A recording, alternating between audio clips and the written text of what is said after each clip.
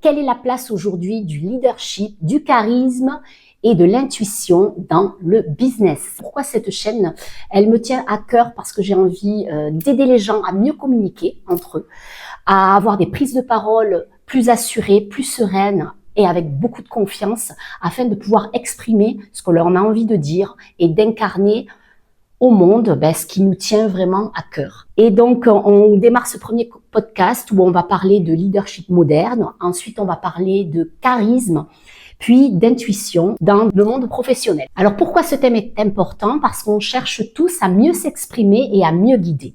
Le charisme n'est pas lié à la personnalité, mais est lié, vous verrez, à l'énergie. Et l'intuition est un vrai atout pour cette posture de leader. Donc, ce podcast est tourné à l'île Maurice, d'où je vis depuis 12 ans. Donc, je suis Virginie et je suis professeure de théâtre et coach professionnel en communication, prise de parole et leadership. J'accompagne les entreprises à l'île Maurice par des formations et par des accompagnements individuels de managers, dirigeants. Aujourd'hui, j'accueille Sandrine qui va se présenter. Voilà, merci. Bonjour Virginie. Ravie d'être là aujourd'hui pour ton premier podcast. Donc, moi, c'est Sandrine Semaudy. Moi, ça fait 8 ans que je suis revenue à Maurice. Je suis à moitié française, moitié mauricienne. Je suis revenue à Maurice justement pour travailler ici, faire partager aussi mon savoir et ma connaissance à Maurice, parce que c'était important pour moi de revenir partager mes compétences ici, et notamment dans tout ce qui est leadership au féminin. Et incarner pleinement ce leadership dans ce que je propose. Donc moi, j'ai 2 activités. J'ai une activité de consultante en stratégie dans le tourisme et l'hôtellerie, principalement le tourisme durable, ça me tient vraiment à cœur. Et j'ai une autre activité de mentorat pour les femmes entrepreneurs et micro-entrepreneurs, ou les femmes qui sont en transition et qui se lancent dans l'entrepreneuriat. Donc voilà. Aujourd'hui, ce n'est pas une interview, c'est une discussion croisée où on va parler toutes les deux de notre vision du leadership, du charisme, ainsi que de la place de l'intuition dans le leadership. Alors, on va commencer donc par le premier sujet qui est donc le leadership moderne. Est-ce que tu veux bien, Sandrine, m'expliquer, toi, quelle est ta définition du leadership? Avant d'être entrepreneur, j'ai travaillé quand même de nombreuses années dans le corporate. Et donc, du coup, la vision du leadership que j'avais dans le corporate et la vision que j'ai aujourd'hui a complètement shifté. Déjà des leaders avec qui que j'avais moi dans mon équipe, et du leader que je suis aussi devenue au fil des années, puisque j'ai pris une posture aussi de leader même dans le corporate, et puis aujourd'hui. Donc du coup, moi, le leader à l'époque, c'était vraiment c'est très patriarcal en fait. C'est vraiment le leader où on suit le leader, on suit les ordres, mais dans un sens où il n'y avait pas trop de communication, justement, et pas vraiment d'échange. C'était plutôt le boss prend la décision et les autres suivent. Donc, une posture descendante. Voilà, c'est ça. Il n'y avait pas une posture dans le sens où il y avait vraiment un échange, un partage. C'est quand même, pour moi en tout cas, je travaille dans une grosse entreprise en Espagne, donc c'est très latin, c'est très, très hiérarchisé. Donc en fait, il n'y a pas vraiment de leader, je dirais, dans ce sens-là. Et moi, avec mes équipes, je voulais pas être comme ça. Pour moi, c'était, je dirigeais l'équipe, je co-créais, j'écoutais les avis des uns et des autres, même des plus jeunes aussi, parce que, il y avait des bonnes idées, et le but, c'est de travailler ensemble. Vraiment un travail d'équipe, au final, plus que d'avoir un boss qui donne des ordres ou des règles ou de ce qu'il faut faire. Toujours une co-création, pour moi, le leadership. Et quel est le but, justement, du leadership? Pour moi, le but, c'est vraiment de faire partager son expérience, de guider les autres par rapport à ce que nous avons nous-mêmes vécu. C'est à travers le vécu, à travers ce que j'incarne, à travers ce qui me compose, ce qui est vraiment moi. Et ça, j'amène vraiment beaucoup de mon énergie et beaucoup de moi-même dans cette posture de leader, mais c'est vraiment pour moi un guide et quelqu'un qui fait partager son expérience. Et je pense que c'est important qu'il y ait un match vraiment, on parlera d'intuition après, mais vraiment un match énergétique, intuitif, pour arriver à créer des équipes qui sont vraiment puissantes. Pas forcément des équipes où tout le monde s'entend, parce qu'on a besoin de l'énergie de différentes personnes pour composer une équipe. Mais vraiment, quand tu parles de communication, c'est vraiment cette communication même intuitive qui n'est pas forcément dite, mais qui est ressentie en fait. Oui, parce qu'on dit que le leader, c'est celui qui crée le lien et qui va amener une équipe entière à aller vers un projet et un but commun. Voilà, absolument. Aller vers une vision. Une vision. Donc, une vision commune. Et donc, le leader, lui, il voit les personnes de son équipe, celles qui ont, chacune a ses capacités et chacune a sa compétence et sa zone de génie. Donc, le rôle du leader, c'est vraiment de mettre en avant et d'exacerber les compétences et les défauts des uns et des autres pour arriver à vraiment créer la meilleure synergie au niveau de son équipe. Et justement, je tenais à préciser qu'en fait, ici, là, quand on parle de leadership, on parle vraiment de compétences et pas de statut ou de rôle. C'est vraiment la compétence d'un leader. Donc, effectivement, dans ce que tu viens de dire, l'observation déjà est une première compétence. Observer comment fonctionne l'équipe, être à l'écoute vraiment, poser des questions pour pouvoir les comprendre, pour pouvoir savoir quels sont leurs besoins, comment ils travaillent, quels sont leurs talents. Et après, arriver à tout mettre en corrélation pour pouvoir arriver vraiment à une synergie. Aussi, pour que le projet fonctionne, il faut que les gens se sentent à l'aise et qu'ils se sentent bien dans leur environnement. Donc, le climat de confiance. Exactement. Donc, le leader est là pour s'assurer que n'importe quel membre de son équipe, quand il se réveille le matin, il est content de travailler sur ce projet. Motivation aussi. Voilà. Donc, la motivation, c'est-à-dire que quel que soit, que ce soit dans le corporate, que ce soit un employé ou que ce soit un entrepreneur ou une entrepreneuse qui travaille même à son compte, tout seul, va être amené à travailler avec d'autres personnes. Donc, en fait, la posture qu'on va avoir dans son rôle de leader va impacter les gens autour de nous. Donc, je pense que le rôle du leader, il est vraiment là pour impacter tout le monde, que ce soit l'équipe, que ce soit ses clients, que ce soit ses fournisseurs, que ce soit ses partenaires. Oui, c'est un rôle central. Exactement. Donc, en fait, c'est vraiment, aujourd'hui, on est passé du rôle du leader qui était là en mode « je suis le boss en haut de la pyramide », au rôle du leader qui est là pour amener une cohésion, une cohérence, avoir un impact. Et justement, par rapport au leader d'avant, à l'ancien leader et à celui d'aujourd'hui, moi, ce que je remarque beaucoup, c'est qu'aujourd'hui, la compétence numéro 1, moi, je dirais que c'est l'adaptabilité. Alors qu'avant, le leader était plutôt quelqu'un de rigide, qui suivait des règles. Donc, il y avait la direction au-dessus, où on peut même être nous-mêmes, en tant que dirigeant, le propre leader de notre équipe aussi. Et aujourd'hui, justement, si le leader n'a pas cette capacité d'adaptabilité et de pouvoir se remettre en question, de changer les plans, de réajuster à chaque fois, d'être créatif aussi quelque part, eh bien aujourd'hui ça fonctionne plus. Oui, surtout avec des nouvelles générations qui sont vraiment dans la création, vraiment qui ont besoin d'être. Il faut capter aussi leur attention, capter leur attention pour qu'ils travaillent sur un projet et quelque chose qui leur plaît. La façon de gérer les équipes non plus. Il y a 20 ans, on obéissait entre guillemets quand on nous disait quelque chose parce que on n'a pas. En gros, c'était on n'a pas le choix parce que c'est le chef. Aujourd'hui, c'est plutôt en mode ok, le chef, c'est le chef d'équipe. Donc, on est dans une équipe, soit une équipe sportive, foot, etc. Là, c'est un peu dans ce mode-là.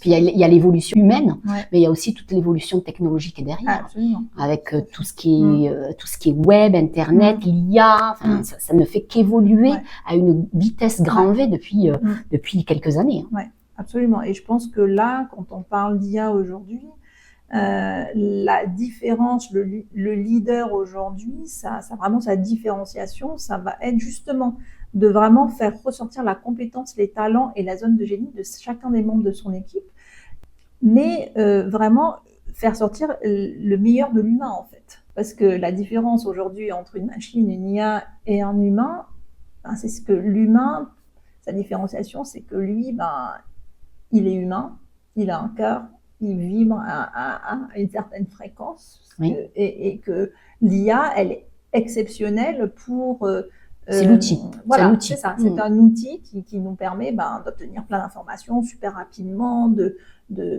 structurer, de résumer, de vraiment trouver le point spécial, la loi, etc., etc. Donc, ça nous fait gagner énormément de temps, mais il ne faut pas qu'on donne trop non plus d'importance à cet outil. C'est juste, ça reste un outil. Il faut guider en fait les humains à l'utiliser de façon optimale. Ça reste ça un outil. Tout à fait. Ça ne prenne pas la place. Il ne vient pas nous donner des ordres et nous dire quoi faire. Tout à fait. Pour revenir sur le côté relationnel du leader, en quoi pour toi la communication est importante chez un leader? En fait, je pense que on ne naît pas leader. Oui. On apprend à le devenir. Tout à fait. Mais c'est pas tout le monde qui peut être manager. C'est pas tout le monde qui, parce que je pense qu'il y a déjà intrinsèquement, il y a déjà une volonté, enfin, je veux dire quelque chose à l'intérieur de soi, mais il y a aussi cet apprentissage de quand on guide quelqu'un, on a une responsabilité aussi de guider depuis l'espace du cœur et pas de guider depuis l'espace de l'objectif, juste le faire pour le faire. Il y a vraiment, je guide parce que moi-même, je suis passée par là. Moi-même, j'ai fait le chemin et moi-même, j'aimerais être le leader que j'ai pas forcément eu ou que j'ai eu et qui m'a inspiré en fait. Je pense que c'est important de vraiment aussi se remettre en question. On a un rôle et une responsabilité. Pour moi, un leader, il a une responsabilité vis-à-vis de son équipe ou vis-à-vis de ses clients ou vis-à-vis des personnes avec qui il faut créer un projet. Un leader qui travaille dans une entreprise, puisque tu as été dans le corporate et qui a justement un patron au-dessus, qui a une équipe en dessous, le leader et la pression. Comment il fait? Parce on entend souvent de ça. Beaucoup de leaders qui ont de la pression, qui ont du mal, qui n'arrivent pas. Comment, justement, dans ce rôle-là, quelles compétences ce leader doit avoir pour justement arriver à faire face à cette pression, à pas se laisser absorber par cette pression, mais juste la laisser glisser et l'utiliser comme outil de transformation. Absolument. La pression, ça dépend beaucoup de la culture d'entreprise dans laquelle on est. Oui. Ça dépend de l'accompagnement qu'il y a au sein de l'entreprise aussi, parce que quel que soit le rôle de chacun, notamment dans les milieux anglo-saxons, il y a quand même toujours des mentors ou des sponsors ou des personnes qui accompagnent les gens à différents niveaux, qui sont pas dans l'équipe forcément, donc du coup qui peuvent avoir un rôle extérieur. Et ça permet justement de libérer un peu de pression, parce que du coup on a une personne au sein de l'entreprise qui peut nous accompagner, nous aider, ou on peut aller poser une question s'il y a un problème de communication avec son collègue, avec son boss, parce que moi j'ai eu ça, dans ma boîte, c'était waouh, un gros problème avec mon manager et c'était hyper compliqué à vivre parce qu'on sont tout seuls en fait. On peut pas aller aux ressources humaines, parce qu'en fait, voilà, tout est compliqué. Du coup, d'avoir quelqu'un qui est extérieur et qui est vraiment bienveillant permet de relâcher la pression, qu'on soit à un niveau très élevé de leadership. À partir du moment où on a des mentors, des coachs qui peuvent nous accompagner, ça c'est un petit peu, c'est pas une béquille, mais c'est un petit peu le grand frère ou la grande sœur qui est en mode, voilà, j'ai quelqu'un sur qui je peux compter en fait, quelque part. Donc du coup, oui, qui fait prendre du recul, qui fait voir la scène, le contexte d'une perception différente. Absolument. Et du coup qui peut arriver à trouver des solutions et mettre en place des actions nouvelles. Absolument. Pour sortir de ce contexte de pression. Oui, c'est ça, parce qu'en fait, on est tellement la tête dans le guidon, on est dans notre roue de hamster, là, en train de pédaler, et parfois on a oublié pourquoi on pédale en fait. Donc du coup, c'est bien de s'extraire, et on a souvent besoin de quelqu'un d'extérieur, parce que c'est compliqué pour soi-même de faire l'exercice. Moi-même, en tant que mentor, moi aussi j'ai une mentor, parce que et ma mentor a aussi une mentor. Donc en fait, on a besoin toujours d'avoir quelqu'un d'extérieur qui vient nous remettre en tête notre grande vision, nos priorités, qu'est-ce qu'on veut faire, qu'est-ce qu'on veut mettre en place, et de quelle posture, comment on se positionne en fait, avec quelle posture, quelle énergie, et voilà, parce que finalement, prendre les choses avec plus de légèreté. De la hauteur aussi, sur ce qui se passe. Exactement, je pense qu'on prend de la légèreté, je pense qu'on est tellement... stressé par des chiffres, par faire du chiffre, par rentrer de l'argent, par faire facturer les clients, par trouver. Et on est dans un espèce d'engrenage. Donc revenir au cœur, comme tu disais après. Revenu, ok, ben là, je respire. Là, dans l'instant présent, tout va bien en fait. Tout à fait. Là. On va passer sur le sujet numéro 2, si tu veux bien. Donc, la place du charisme pour quelqu'un qui guide des équipes. On ne décide pas le matin, je me lève, j'ai du charisme. Parce qu'aujourd'hui, le charisme, c'est quelque chose, quand on incarne pleinement notre posture de leader, c'est-à-dire que... Justement, le leadership, c'est ce que je fais. Et le charisme, c'est plutôt ce que je dégage. C'est ça.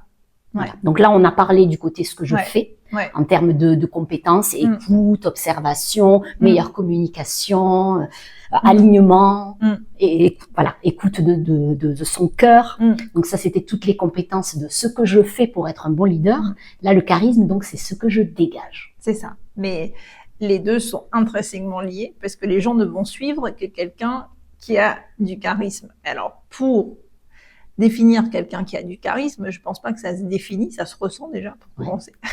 C'est ça. C'est un ressenti de... Je pense que pour moi, le meilleur exercice, c'est vraiment les 2 premières secondes où on croise une personne. Pour moi, en tout cas, ça a toujours été ça. C'est je rencontre quelqu'un, c'est oui, non. C'est je ressens, ça me plaît pas. Dans le ressenti immédiat, en fait. Quoi que ce soit, c'est vraiment ce que je ressens énergétiquement, ce que la personne dégage, en fait. Après, on va aller voir dans les yeux. On va saluer la personne. Donc, le regard. Le regard. Donc, il y a comment la personne se tient, comment la posture qu'elle va avoir. Si elle est une posture renfermée, plutôt ouverte. Vraiment solaire, accueillante, où on a envie de lui parler, qui est déjà amène à la confiance. Donc, la personne qui est charismatique, qui a une aura, déjà, elle est alignée avec elle-même. Donc, déjà, elle a un positionnement clair et elle rayonne. On peut parler de vibration, de fréquence radio, par exemple. On a tous une fréquence.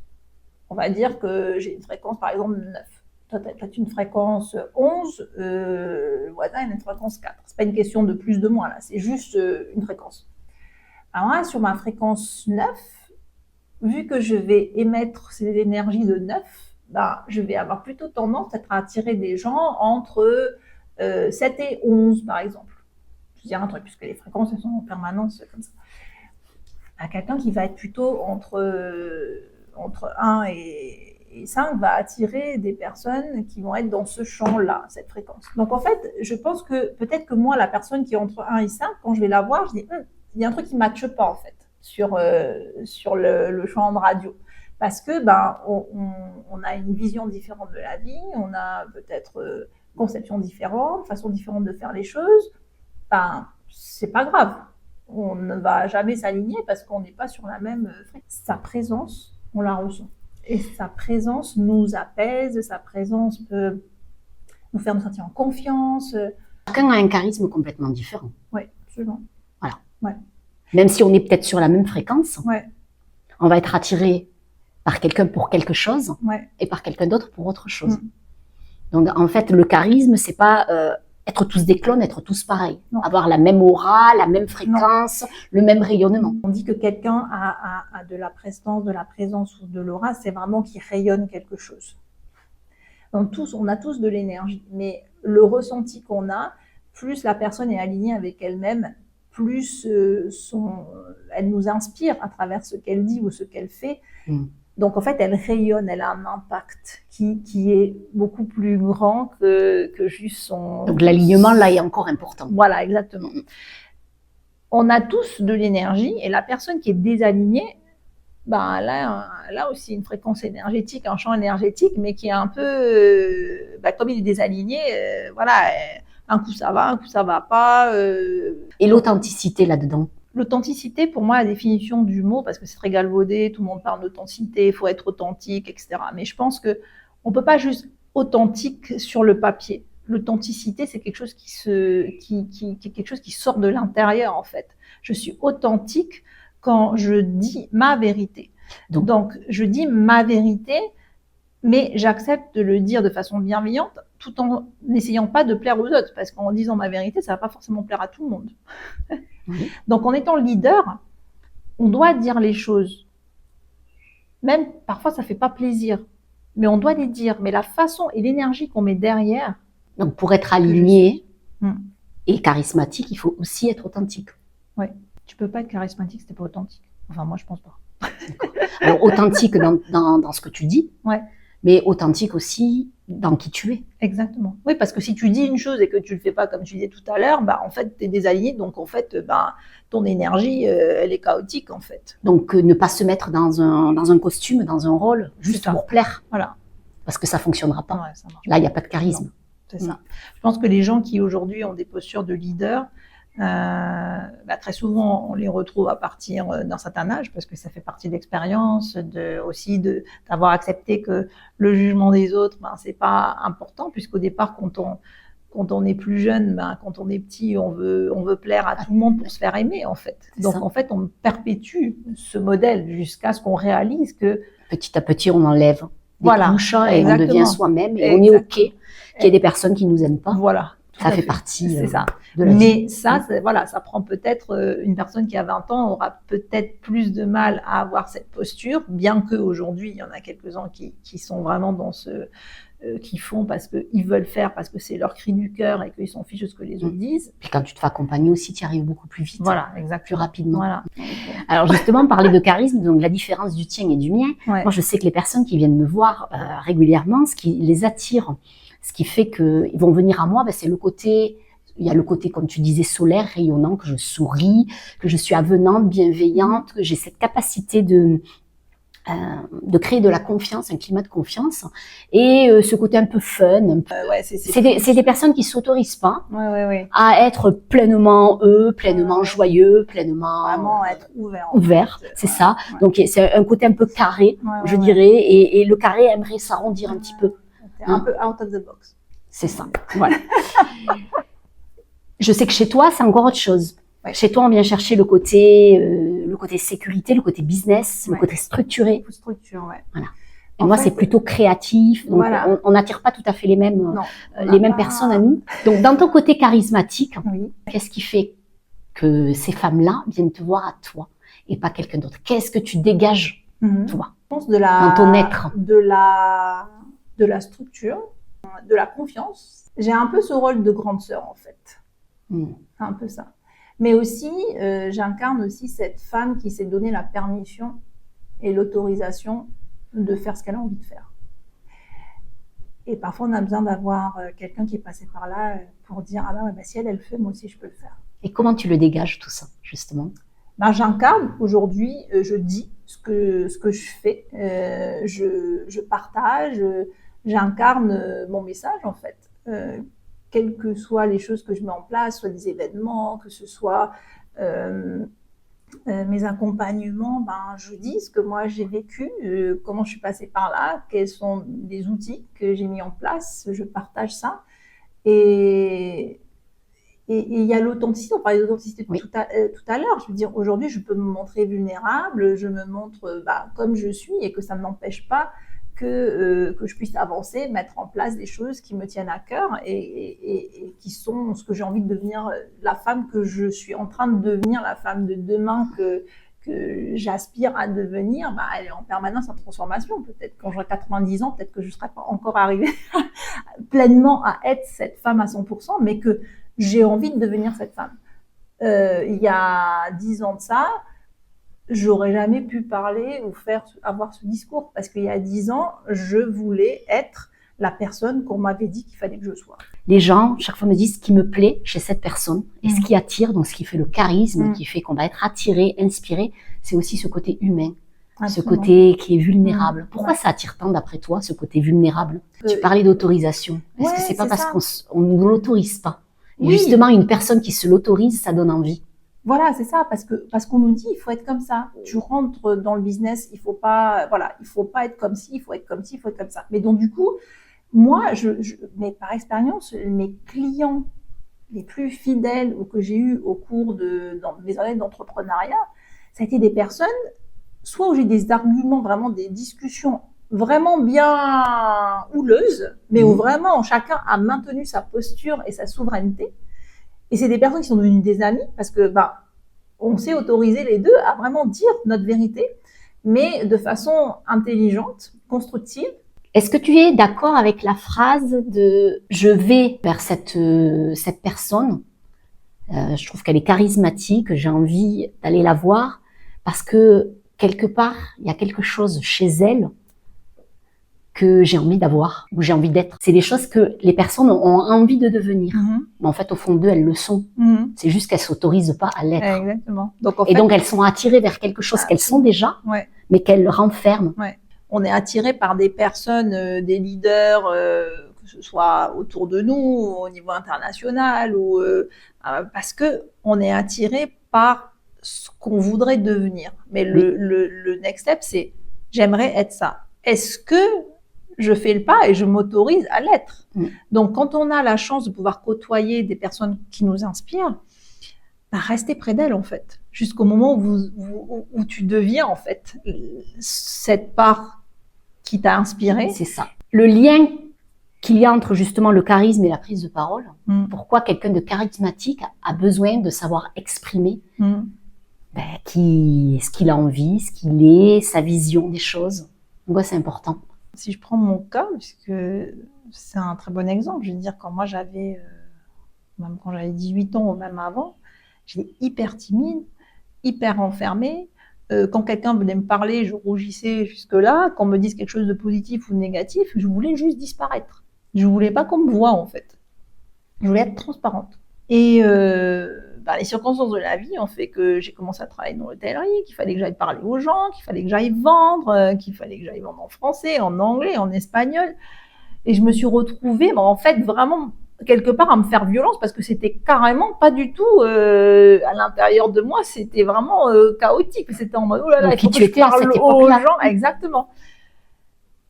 Et aller parler sur scène devant 50 personnes pour faire des présentations, au début c'était dur, mais finalement, à partir du moment où je maîtrisais bien mon sujet, au fur et à mesure, j'avais pris confiance en fait. Donc le message que je délivrais dans le cadre de la vente, c'était naturel.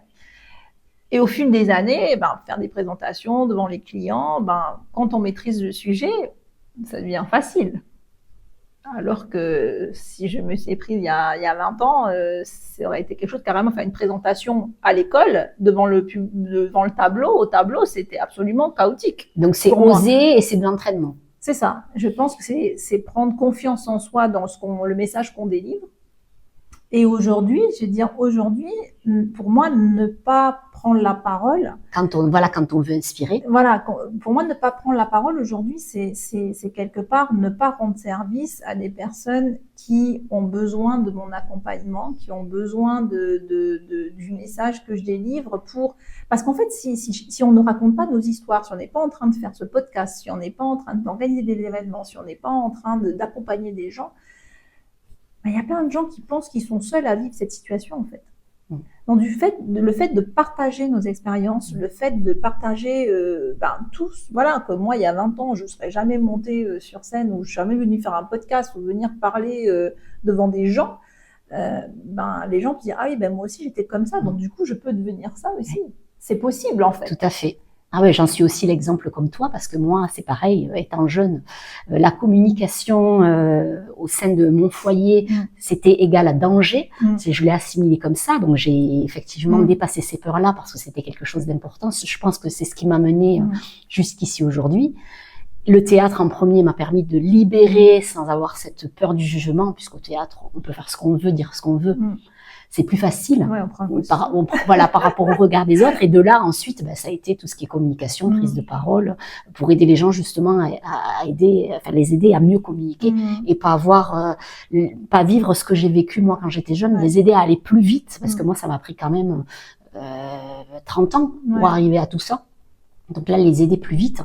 Et donc, c'est très intéressant parce que toutes les deux, finalement, là, on est en train de montrer, à part des faits, que on peut devenir. C'est pas parce qu'aujourd'hui, on a peur de parler, on ne sait Ouais. pas parler, on n'est pas leader, on n'est pas charismatique, on ne sait pas utiliser l'intuition, on va en venir après, qu'on peut pas le faire. Ouais. En fait, tout ça, ça s'apprend et Ouais. tout ça, c'est possible.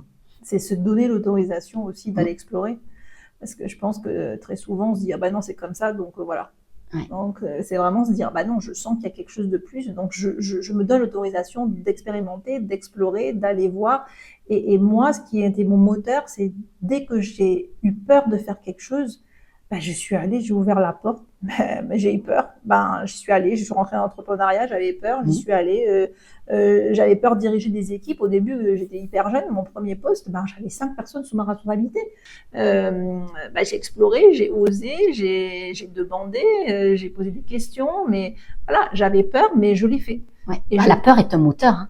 C'est la ça. peur est un énorme moteur. Mais ça peut être un facteur bloquant et ça peut être paralysant. Si on l'utilise bien, si on la comprend bien, c'est ça. Et si justement on arrive à la dépasser, mais c'est un moteur de croissance énorme. Ouais, ou alors effectivement, si on fait rien, on reste assis sur le fauteuil, on bouge pas et on fait rien. On va parler de l'intuition. Oui. Pourquoi? Pour toi, l'intuition, c'est vraiment un outil puissant pour un leader, pour quelqu'un qui accompagne et qui inspire les autres. Pour moi, l'intuition, le ressenti,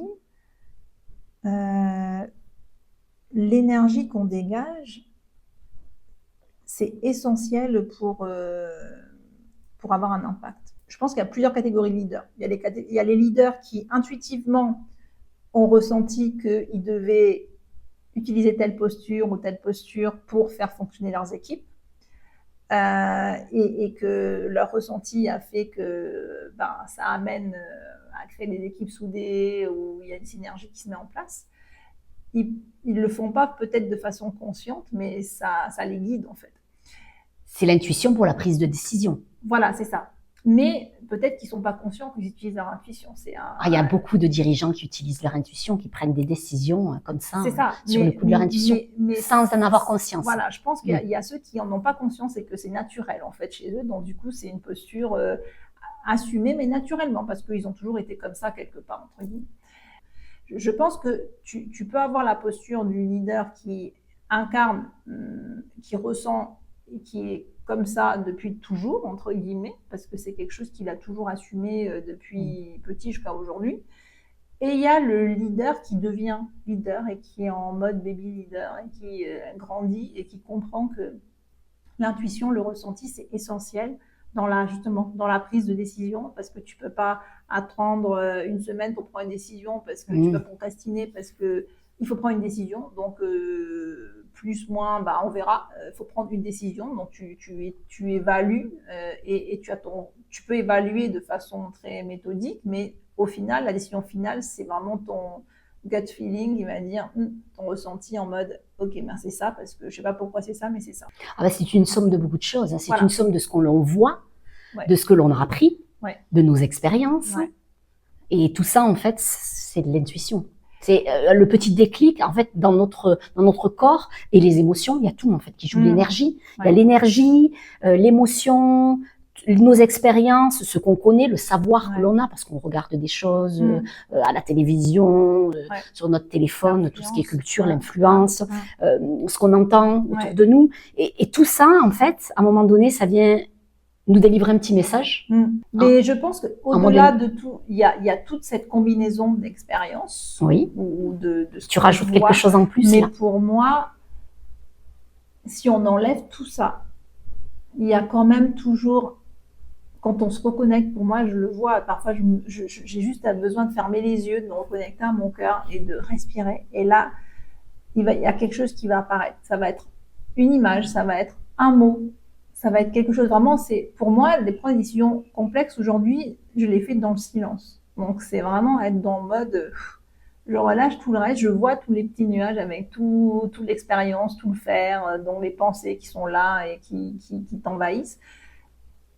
Et à un moment donné, il va y avoir, même je peux être en train de cuisiner ou de laver la vaisselle, et à un moment, il y a un truc, il y a un mot, un truc qui dit, oui, c'est ça. Je peux pas expliquer. Pour moi, aujourd'hui, l'intuition, si on doit définir l'intuition, c'est quelque chose que je sais. c'est pas quelque chose que je peux expliquer. Mais on sait en fait, on peut pas expliquer, mais on sait. Donc la décision, je sais que je dois prendre cette décision, je sais que je dois faire ça parce que je sais à l'intérieur de moi. Et quand je sais, je peux pas expliquer. Quand je peux expliquer, c'est mon mental qui va trouver 36 000 explications de pourquoi il faut faire ça. Quand je peux pas expliquer rationnellement, entre guillemets, la décision que je suis en train de prendre, ça c'est à l'intérieur. C'est quelque chose de très profond et je sais que c'est ça. Ça peut paraître irrationnel pour mon mental, Oui. la décision que je vais prendre. Et les leaders qui prennent des décisions parfois sont pas forcément rationnels par rapport à toutes les données qu'il y a autour. Mais intuitivement, il sait que c'est ça qu'il faut mettre. Et est-ce que l'intuition a toujours mené vers des bonnes décisions? Pour moi, oui. C'est quand j'ai pas suivi mon intuition que je me suis plantée. Et je pense que, mais c'est très bien, parce que c'est comme ça qu'on se rend compte que finalement, cet instant où on sait, il faut le suivre en fait. Mais parfois, on va pas l'écouter parce que c'est pas rationnel, parce que les autres le font pas, parce que on nous a dit que, parce que pour plein de raisons complètement, que le mental vient nous mettre. C'est ça, oui, voilà, c'est exactement le mental qui vient et là, il te dit, faire taire l'intuition. Faut faire attention, c'est dangereux. Voilà, il y a toujours l'instinct de survie derrière qui en demande un peu protection, parce que le mental, il est là, il n'est pas méchant, lui, il est là pour nous protéger et pour éviter qu'on meure. C'est sa fonction première. Par rapport au mental, comment, pour des personnes qui n'arriveraient pas, parce que ça c'est plus ta partie à toi, pour des personnes qui n'arriveraient pas à savoir qui parle, l'intuition ou le mental, la différence, ce serait quoi? Alors moi j'en ai peut-être une, tu me diras si elle est la bonne. Pour moi l'intuition, c'est rapide.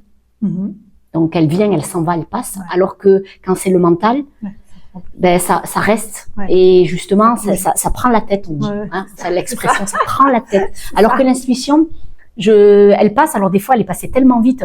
C'était quoi? On sait pas. Enfin, moi, ça m'arrive. Hein, des fois, je la sens passer. J'ai, comme tu dis, un mot, quelque chose, mais je suis pas sûre à 100%. Et lorsque je veux revenir dessus, je n'arrive pas à revenir consciemment sur ça. Il faudra qu'elle se remanifeste un petit peu plus tard, peut-être.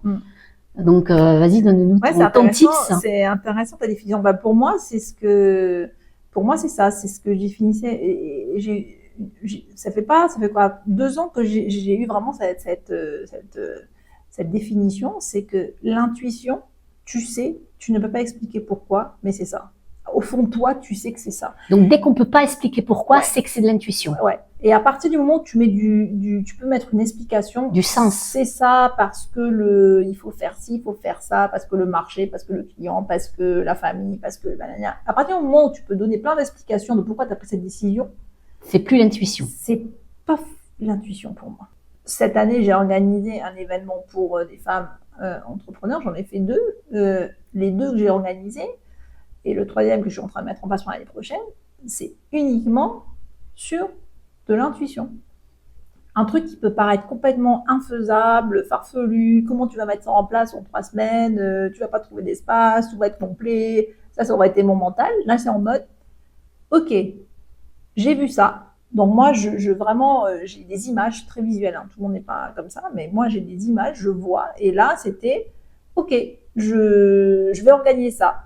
Je sais pas trop comment, le comment on verra, mais je sais que je dois le faire. Et quand on suit cette intuition du cœur, hein, du ressenti, de vraiment je sais que je dois faire ça, tout s'aligne en fait. J'ai eu les salles facilement, les gens sont venus, tout a été dans le flow parce que j'ai suivi cette intuition. Et qu'au final, c'est la première décision, c'est je fais ça. Le comment, c'est mon mental qui va organiser tout parce qu'il est très bon à organiser. Oui, donc là tu parles d'intuition dans retour à soi, écoute de soi. Ouais. Tu parles d'intuition aussi dans tout ce qui est prise de décision. Effectivement, c'est ce qu'on retrouve beaucoup chez des dirigeants qui ont des décisions à prendre très rapidement, comme tu dis. Et à un moment donné, ils sentent que c'est le moment. C'est ça. Et l'intuition dans la communication, comment tu la vois, toi? Est-ce que tu la vois quelque part? Alors moi, pour avoir quand même travaillé dans la vente pendant très longtemps, en fait... tu sens, moi j'ai toujours ressenti les gens en fait, donc je sais qu'est-ce que je dois dire, qu'est-ce que je dois pas dire, de quelle façon je dois le dire, comment la personne va le ressentir, est-ce que c'est le bon moment, c'est pas le bon moment. Est-ce que c'est de l'intuition ou est-ce que c'est de l'écoute ou de l'observation? C'est l'intuition parce que parfois les gens je les connais pas. Après tu les observes parce qu'ils sont en face de toi, mais Non, ça c'est vraiment faire confiance à sa petite voix qui te dit ok, là oui, là non. Même dans les négociations, j'ai fait beaucoup de négociations et quand la négociation c'est ça, quand on négocie des contrats, quand on est en négociation, bah, il y a cette communication invisible qui est là et qui est en mode là tu dois pas trop dire ça, là attends, c'est pas encore le bon moment, là tu peux, là c'est en jeu à l'intérieur de nous, mais c'est plus en mode jeu, le mental qui est en mode attention, là c'est vraiment en mode là c'est pas un bon moment, là la personne n'est pas bien alignée dans son énergie, là il faut mieux dire ci comme ça, ou passe par là. Donc c'est un peu de ce qu'on peut appeler de la diplomatie que les diplomates font très très bien, c'est qu'ils ont l'art de la communication, de la négociation parce qu'ils l'ont appris, mais il y a au côté intuitif quand même. Je pense qu'on peut apprendre, mais ce qui va vraiment faire que ça va être gagnant, la communication, ça va être vraiment sur le ressenti qu'on a. L'intuition, est-ce qu'elle est réservée qu'à quelques personnes ou justement elle se développe? Moi, je trouve que c'est une question très intéressante parce qu'en fait, on a tous de l'intuition. Sauf que on a oublié qu'on en a une. Quand on est enfant, on a tous ce ressenti. Sauf que notre éducation, la société, on a été programmé, formalisé, mis en boîte. Donc à partir du moment où on met tout le monde en boîte, on aseptise tout. Donc tu peux pas être vulnérable. L'intuition, c'est dangereux. Je veux dire, on a chassé les sorcières.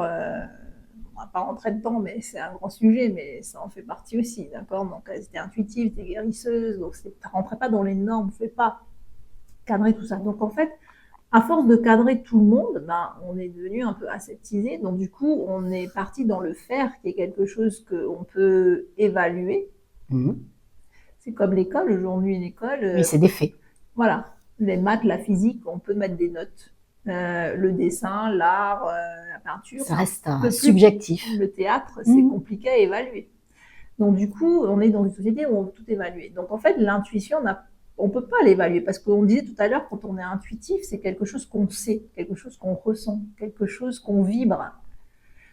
Mais ça, on peut le développer, on peut reconnecter à ça. Mais c'est se donner l'autorisation de se dire, bah, peut-être moi j'aime chanter.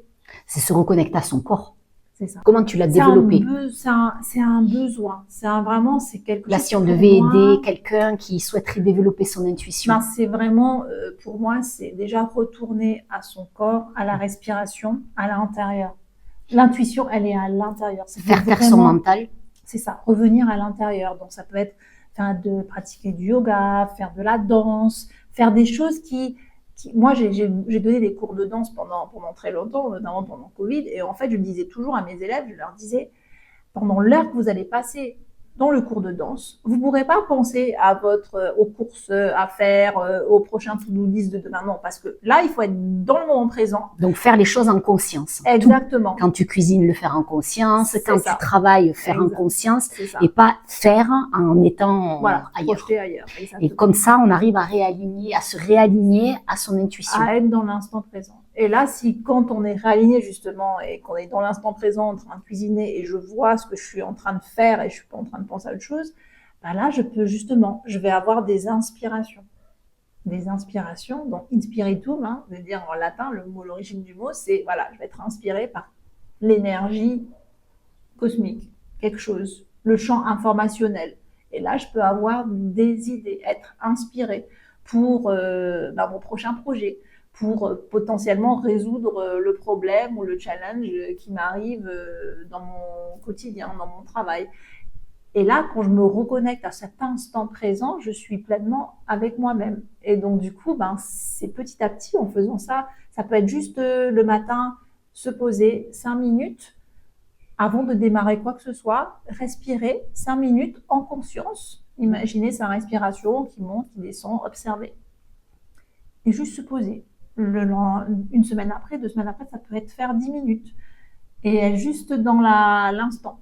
En essayant de prendre conscience, effectivement, on va avoir plein d'idées en mode il faut faire ça, en mode ok, je reviens et je me concentre sur ma respiration. Moi, ça m'a pris des années avant d'arriver à faire ça.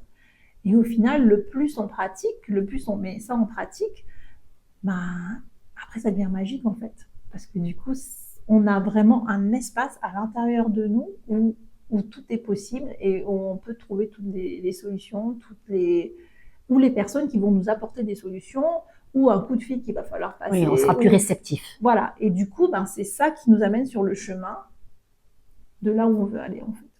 Et ça, je trouve ça, c'est magique. Et la magie, ça existe, c'est que à nous de la créer, en fait. Merci beaucoup. Donc, en fait, pour conclure un peu tout ça, donc le leadership, c'est une compétence qui s'apprend, qui se développe. Et à l'intérieur du leadership, il y a beaucoup de compétences. Absolument. Il y a le travail sur le mental pour justement avoir ce côté charismatique, les énergies positives, pensées positives, savoir canaliser son ego et pouvoir rayonner, s'aligner avec son corps, avec son cœur. Et comme ça, on arrive à dégager, voilà, qui on est, notre authenticité. Et c'est notre authenticité qui va faire qu'on va inspirer des personnes autour de nous et qu'on va les amener vers notre vision, vers un but précis. Et donc, l'intuition, elle est là pour venir compléter tout ça, pour venir nous aider à prendre des décisions rapides, pour venir aussi comprendre ce qui se passe dans un groupe, l'énergie du groupe, savoir adapter sa parole, savoir adapter son comportement. Tout ça fait qu'on arrive à incarner donc sa posture de leader humain et authentique. Alors, un message inspirant pour la fin? Moi, je pense que la chose qui m'a le plus changé ou inspiré, c'est vraiment que si on veut changer le monde, il faut déjà commencer par se changer soi-même et faire le chemin en conscience de se changer soi-même. Et pour être un bon leader ou un leader incarné, c'est vraiment commencer à l'intérieur. Merci. Je pense que tu as tout dit et effectivement, je suis d'accord avec toi. Et les gens ont envie d'apprendre des tips. Comment on fait pour pouvoir mieux articuler, pour pouvoir incarner une posture. Mais avant tout ça, il y a quand même un travail intérieur à faire. Et si on ne fait pas ce travail intérieur, en fait, on n'arrivera pas à projeter sur l'extérieur. Absolument. Donc, ce travail intérieur, il est très, très, très, très important. Et alors, je prends aussi souvent l'image de cette barque, notre conscient et notre inconscient. Donc, dans une barque de 10 personnes, on a une personne qui représente le conscient et les 9 autres représentent l'inconscient. Donc, conscientiser, c'est assez facile. On arrive à prendre conscience, voilà, moi j'ai un objectif, je veux faire ça, ou voilà, je veux prendre la parole devant 400 personnes, c'est mon objectif et je sais que je peux le faire justement en prenant des cours de théâtre ou en étant suivi par une coach, par exemple. Donc ça, on le conscientise, on sait qu'il va falloir du travail. Mais par contre, si l'inconscient, on ne vient pas le travailler, donc cette part intérieure de nous, en fait, il n'y a qu'une seule personne qui va ramer et les 9 autres vont ramer dans l'autre sens. Et en fait, la première, elle va s'épuiser parce qu'elle va y aller fort, elle va y aller vite, mais au bout d'un moment, elle s'épuise, elle lâche. Et en fait, comme on dit, le naturel revient au galop, c'est pas que le naturel revient au galop, c'est parce que les 9 autres, il faut aller les travailler derrière. Et il faut alors leur faire comprendre, il y en a un, ça va être, il va avoir peur, parce qu'il va associer une peur, et pouf, on le retourne. On va le travailler, on va le retourner. Et petit à petit, en fait, il faut retourner les 9 autres personnes pour que les 10 puissent aller dans le même sens. Donc, cette partie interne que tu dis, pour moi, elle représente les 9 autres sur la barque. Absolument. Et je pense que le plus de personnes prennent conscience, et à travers des podcasts ou d'autres types d'accompagnement, plus on prend conscience de toutes nos peurs, de tous ces 9 autres parts de nous, et plus on aura un impact sur le monde pour le changer, en fait, parce que je crois qu'aujourd'hui, avoir un impact, c'est avant tout avoir un impact sur soi déjà. Merci beaucoup Sandrine. Si ce podcast vous a plu, n'hésitez pas à liker, à vous abonner, à le partager à quelqu'un de votre entourage. Je reviens prochainement avec un nouveau podcast. Là aujourd'hui, j'ai interviewé Sandrine qui a plutôt une vision du leadership au niveau féminin. J'aimerais bien la prochaine fois interroger un homme pour voir la différence, sa vision différente du leadership.